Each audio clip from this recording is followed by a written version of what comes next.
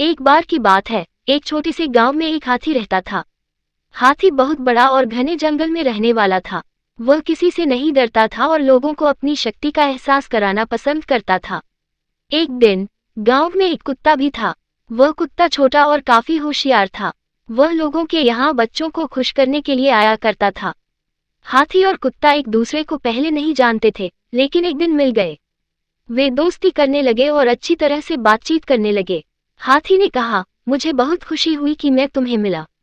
मैं शायद दुनिया का सबसे बड़ा और ताकतवर जानवर हूँ। कुत्ता समझता था कि हाथी थोड़ा बड़ा और घमंडी है, इसलिए उसने कहा, हाथी, मुझे मालूम है कि तुम बहुत बड़े हो, लेकिन फिर भी इंसान तुम्हें धकेलकर मार सकता है, और मुझे तो बहुत छोटा और दुर्बल होने की वजह से सब कुछ बचाना होता है।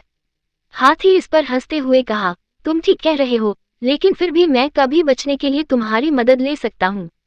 मैं तुम्हें अपनी शक्ति और ताकत से बनाया गया हूँ।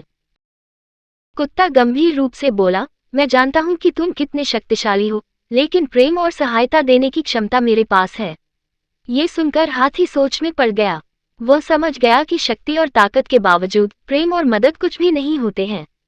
हाथी ने खुद को आजमा कर देखने का फैसला किया और वह बच्चों के संगीतान में से एक साझा करने के लिए खुद को मंडराने लगा। ये देखकर कुत्ता बहुत खुश हुआ और उसने कहा, हाथी, तुमने सबके दिल जीत लिए हैं।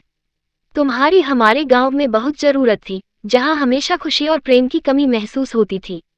हाथी बहुत खुश हो गया क्योंकि उसने समझ लिया था कि हाथी और कुत्ता एक ही गुण रखते हैं, प्रेम और सहायता देने की क्षमता।